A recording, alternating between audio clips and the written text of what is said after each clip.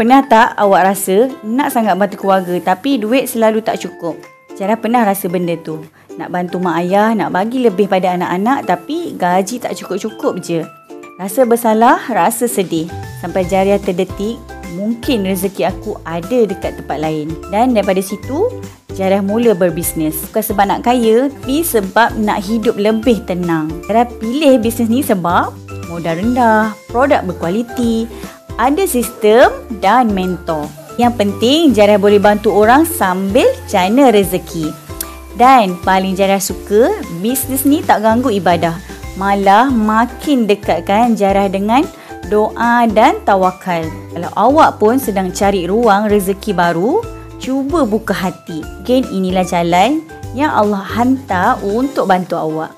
Komen saya nak, kita mula sama-sama dengan niat yang baik. InsyaAllah Allah bantu. Saya hidup penuh keajaiban. Percaya pasti jadi.